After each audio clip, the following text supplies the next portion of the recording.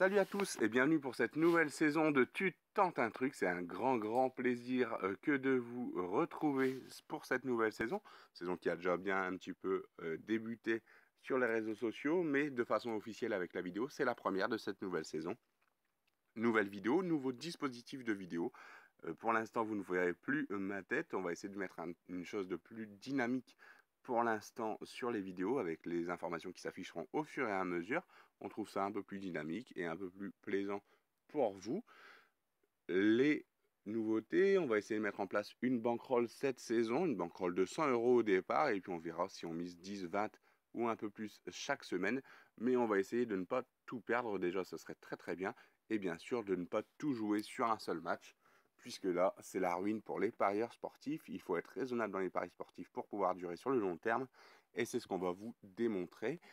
On va garder le même principe, jamais de cote en dessous de 2 sur les vidéos, hein, c'est l'important puisque quand on joue, on essaye au minimum de doubler sa mise parce qu'en dessous c'est vraiment un traquenard. Les plus belles cotes et celles qui passent le plus souvent, ce sont des cotes à environ 2,5-3 puisque quand vous essayez de miser sur un favori, eh ben, la plupart du temps il passe, mais il y arrive des fois où il ne passe pas et là c'est la catastrophe. Pour cette saison, n'hésitez pas à nous suivre non plus sur les réseaux sociaux. Facebook, Instagram et Twitter sont indiqués en bas de cette vidéo. Vous le voyez juste en dessous. Pour le premier et seul pronostic de cette vidéo, oui, parce que les championnats ont tous redémarré, mais ils ont soit une ou deux journées ce week-end, sauf la France. La France qui a déjà bien avancé et qui est déjà à sa troisième journée de championnat. Et c'est tout naturellement qu'on va miser sur un match du championnat de France cette semaine. La journée s'étale jusqu'à mercredi. Attention, il y a très peu de matchs au fur et à mesure. Il y en a quelques-uns ce samedi, quelques-uns dimanche, quelques-uns mardi et quelques-uns mercredi. Donc il faut vraiment faire attention. Tout ne se déroule pas sur la journée de samedi ni celle de dimanche. Le match qui nous intéresse ici, c'est le match entre Brest et Reims qui a lieu samedi, lui, à 20 h au stade Francis Leblay. Les statistiques de ces deux équipes, les premiers matchs de Brest, 2 matchs nuls, un match nul en ouverture contre Toulouse et un match nul la semaine dernière à Saint-Étienne, tous les deux soldés sur le score de 1 partout. Du côté de Reims, la bonne opération a été faite en ouverture de ce championnat avec une victoire à Marseille, au Vélodrome, et un nul la semaine dernière contre Strasbourg. Boulaïdia sort son épingle du jeu du côté de Reims. Deux équipes qui ont fait le même type de match la semaine dernière contre Strasbourg et à Saint-Étienne.